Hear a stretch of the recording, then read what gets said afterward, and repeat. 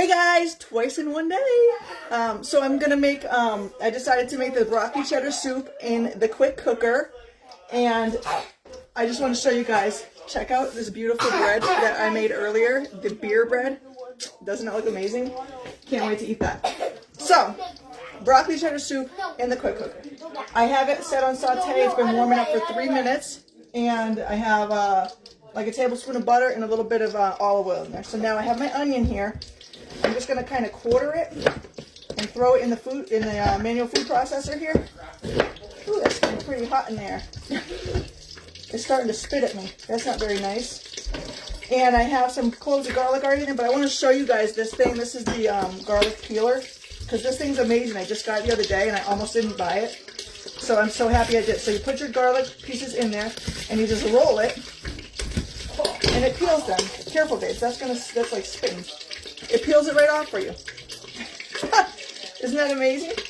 So this is the fastest and best way to peel your garlic if you're not using the garlic press, of course. If you're using the garlic press, then of course you don't even have to peel it. You put it right in there, squish it out, take your little cleaning tool, scrape it off of there into whatever you're doing, and then this side cleans it. Whoa.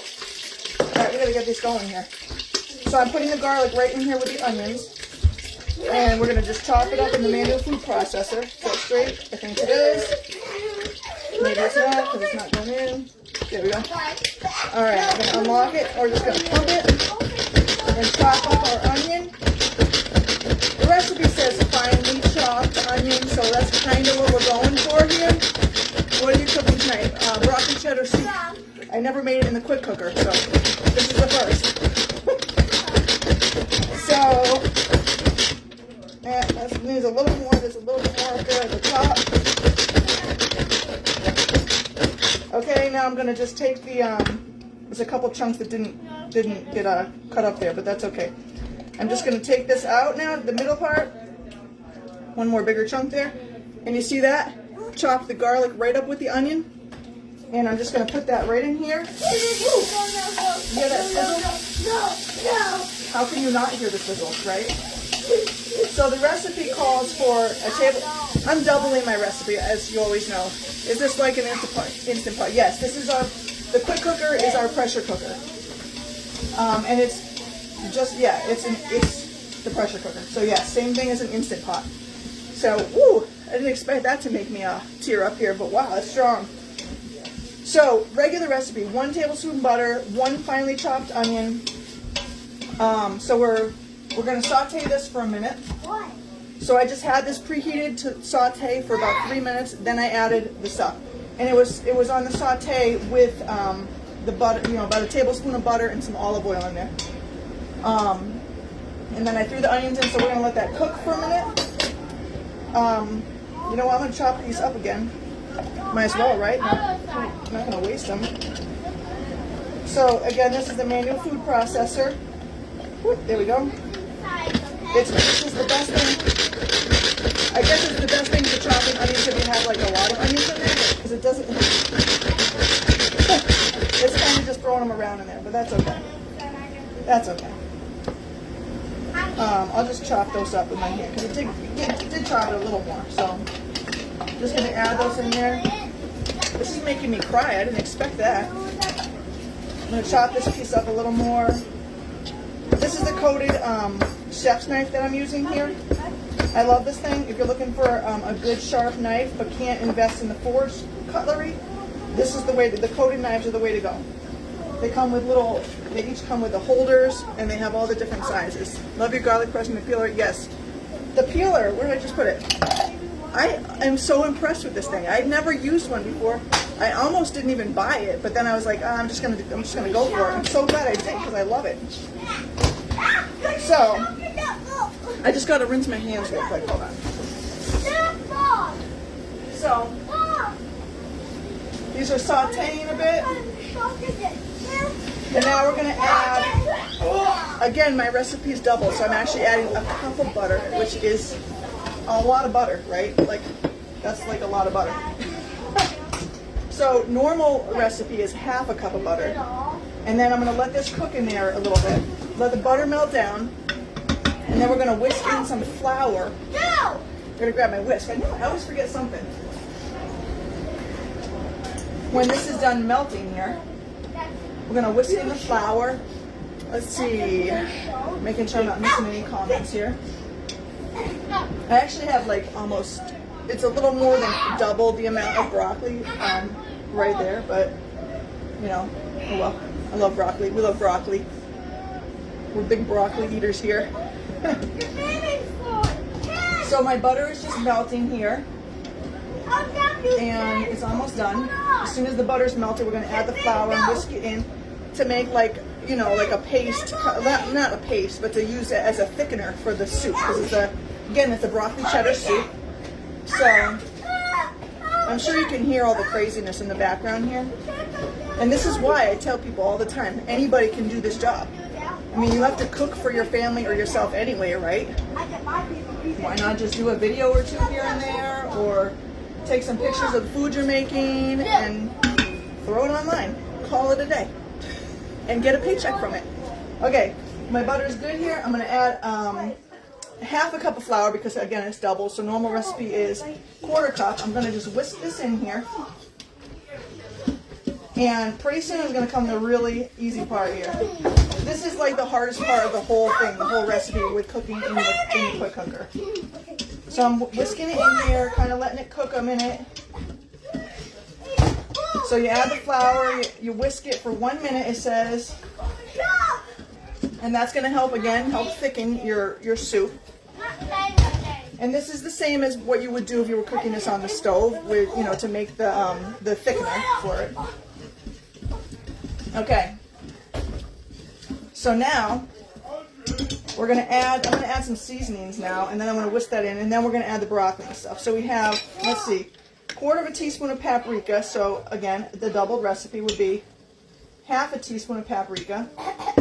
Then we have 1/4 teaspoon of the garlic powder. I'm using the Dijon mustard because I love it.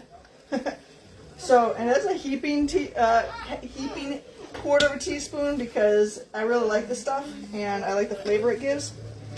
And then we have 1/4 of, let's see, pepper.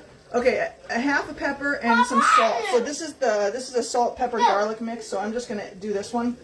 So I'm gonna add 1/4 and 1/2, and then a couple more because it's all of it mixed together. So let's see how that goes with that much. Gonna mix these around. Okay, and then we're gonna add the chicken broth, 2 cups of chicken broth. Now again, 2 cups is the regular recipe. My recipe is double, but I'm still only gonna add the 2 cups because the broth does not add any like flavor really to what you're cooking. It doesn't really add much to it at all. So what I'm going to do is only add 1/2 of the amount because that will allow this to come to pressure faster and therefore cook faster. And then when it's done, I'll add the other 2 cups that I need. So that's just a little tip for you guys who have quick cooker, instant pot, whatever you have. Okay, so I got the chicken broth and I'm kind of just scraping off any bits on the bottom that got like browned to the bottom, like the onions and stuff and the garlic. This smells amazing already. And it's kind of pretty thick in there. I don't know if I can kind of turn that to show you guys. Maybe I can a little bit. Can you see that? Kind of. Not really. A little bit. Okay. Good enough. Okay. I'm going to hit cancel here because we're done with this cooking now. And now I'm going to add the broccoli. Normal recipe is, what is it? 12 ounces of broccoli and 2 chopped carrots. So I have 32 ounces of broccoli. And more like 4 chopped carrots. So I'm just going to add this in here. And it kind of fills it right up. I'm going to mix it around just a little bit in here. Oh, guys, this is going to be so good. Alright, mixing this around. Okay. And that's it. Now all we're going to do is put the top on. And hit cancel already. Good. Again, you guys know I always like to go over the top of this a little bit because this is the most important part. Because if this isn't on right, then your food's not going to cook. And you'll be calling me or messaging me saying this thing's broken, but it's not. So this is the pressure release button, and this is my favorite part of this thing because if it weren't for this, I never would have got a pressure cooker at all because I don't want my hand anywhere near that hot steam. So right here, It's nowhere near the steam. Like I could do this all day long and never get the steam, you know, won't come near me. You want to make sure this is pushed up so it's flush. See how it's flush there? When it's pushed in, it's not flush and will not come to pressure, which would defeat the whole purpose of a pressure cooker. So, a quick cooker. These, our lid here, they have the little puffs of steam there and there. You always want to make sure they're facing the same direction. You don't want this one up here to be facing like that way, because then when you release the steam, it's going to blow in your face, and that's no good. Our thing here has this little red button that will come up. You can't see it now, but when it comes up to pressure, you can see it above there a little bit, and it'll tell you that means that it has come to pressure. You know, after every use, you always want to take the silicone ring off and give it a good scrubbing. Scrub the lid, because this silicone ring will hold scents. So like with the onion in it, this will smell like onion after. And if you found that yours has stretched out and is no longer giving a nice tight seal, throw your silicone ring in the freezer. That will bring it back down to its regular size. And you can also get replacement rings here to, you know, if you find that you just want to have a separate one for your, you know, your desserts, your cheesecakes, your, you know, pudding, whatever you're making for dessert, and then another one for savory stuff, you can do that too. All these pieces also all come off, and you want to take those off and give them a good scrubbing every so often. This comes all the way off. You want to scrub inside there with your little cleaner brush, and then you'll be good to go. Okay, so we're going to put the lid on now, close it up. Let me see. You guys like my recipe? I can't be the only one who writes recipes on sticky notes. So we're going to do, let's see, we're going to do custom time, and we're going to do for 8 minutes. So let's bring this down to 8 minutes. It's on high pressure for 8 minutes. We're going to push start. Everything's good up here. We're going to come to pressure after 8 minutes. It'll take a little bit of time to come to pressure, and then it'll cook for 8 minutes. Then it'll beep and tell me it's done. When it's done, I'm going to let it natural release. All that means is that I'm not going to push the quick release button. I'm just going to let it release naturally. And then when you'll see the button will go down as the pressure is released, then you're going to take your lid off. And then I'm going to add the other 2 cups of chicken broth. If you wanted to use a vegetable stock, you could for this also. So I'm going to add those. Then I'm going to add, what is it? Let me see. It's 2 cups of half and half. And which I don't actually have half and half. So I'm actually going to use like maybe like, I don't know, probably a cup of heavy whipping cream, which I do have, and then some lactate milk, because that's what we use here. So you're going to add the 2 cups of half and half, or milk, or whatever way you want to use in yours, and then 2 cups of your shredded cheddar cheese. So while this is cooking, I'm going to shred my cheese and get my milk ready, and then you're going to put that in after the pressure is released, and it's all good to go. You take your lid off, you're going to add the milk and the cheese, and you just mix it up till the cheese is melted, and then your dinner's ready to go. You're going to slice a beautiful beer bread, and your dinner's ready to go. I may add some, you could add your enrichables to this too. I may add some pea protein to it after. You know, you guys know how I am. I add it to everything. I like to sneak this stuff in there for the little buggers that don't like to eat the stuff they're supposed to eat. Okay, and then also you can blend this. If you have an immersion blender, or you don't like your soup to be like have thick chunks, bigger chunks in it. I personally like the bigger chunks. I don't like the smooth, creamy stuff. So I'll probably mash up some of it, but not all of it. And you can do it however you want. If you like yours, you know, completely smooth and creamy, then, you know, blend away. If you don't like it as much, then don't blend it as much. So that's it. A quick dinner in the quick cooker. So, hey, hi Carrie. Okay guys, thanks everyone for watching, and I hope you guys all found this helpful and maybe found a new recipe that you can make for yourselves. Alright, and I hope you could even hear me over all the crazy noise in the background. There's like 8 kids in my house right now. I mean, there's always 6, but there's a couple extras. So, anyway, alright guys, thanks for watching. Have a good night, everyone.